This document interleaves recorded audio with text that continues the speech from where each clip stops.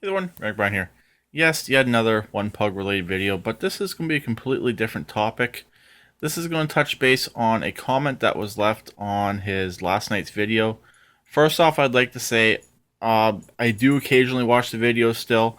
I find it an addiction. It's hard to stop watching, so I still do occasionally watch.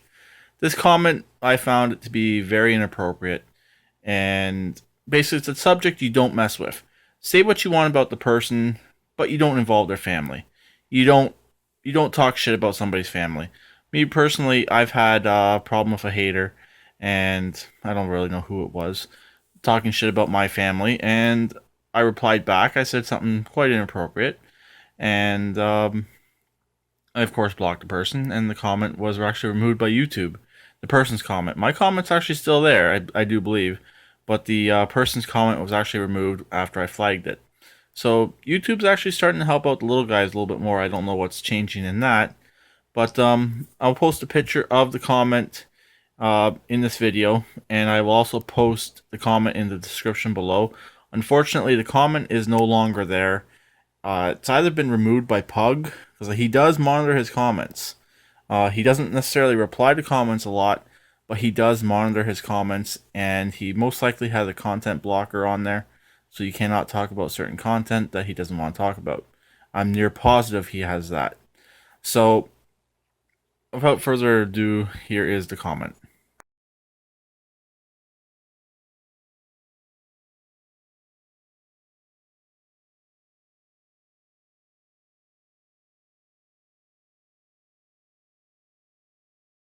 Okay, as you saw, I included a few other snippets of comments I find that are appropriate and go along with the same subject matter.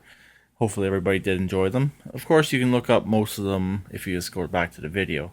But talking a little bit about Nelson, a lot of people think, since Nelson's been around on Pug's video since the very beginning, oh, why doesn't Nelson just knock out Pug?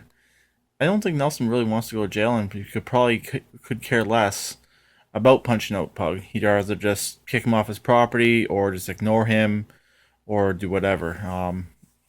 And some people are thinking everything that Pug does is staged. No, I completely disagree with that. Nothing is staged. This is reality. This is real life. What happens there is their life. It goes back to whenever he was in St. Thomas. How could you stage all the problems with the neighbors he was having, even in St. Thomas?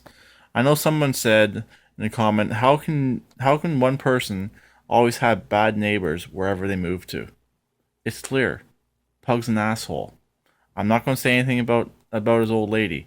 I've heard she's gotten really violent in the past with people talking shit about him. I got nothing against her, and hopefully, other than me doing these videos, I don't want her to have nothing against me. I have the problem with Pug, and that's it. And partly with Joshua, everyone should know why that is. But really, that's where this is all comes off to. Like, he is a user. He is the way he treats people. He treats people like shit. No wonder why he goes through so many shop dummies, or why he has in the past. I don't know why Joshua stays around, but I don't know why people think it's staged. This is real life, and hey, this is the way it's going. And I think what's happening now is a lot more of the people who are getting tired of it are starting to come out of the woodwork, and they're getting tired of it, and they're starting to voice their opinions, and they're starting to say, oh, how it really is. That's my feeling. That's why I finally came out about it. I know a lot of people would say, oh, we'll just stop watching, but like I said, it's an addiction. It's hard to stop. It's like Pug is addicted to pot. He says, oh, it's for his back, but even before he hurt his back, he was on dope. So it's an addiction. It's an addiction to the videos.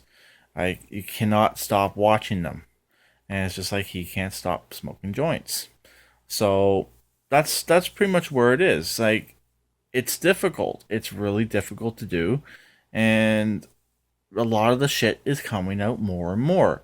Especially, I'm going to go on the subject where they dump that crap in polyester's fire pit. That's a harmful waste. Who knows what's in that? There could be metal in there. There could be gasoline in that shit. You don't know. And he did that on camera. Or Joshua did it. So if the fire department gets called in, or if people get called in to test that, Joshua's going to be the one getting in trouble. That's why I don't get why Joshua sticks around. He's always holding the camera. He's doing a lot of the stupid stuff. Pug can wash his hands of Joshua and be done with it. I know I'm going off topic, but it's the truth. He's a user. He's using Joshua.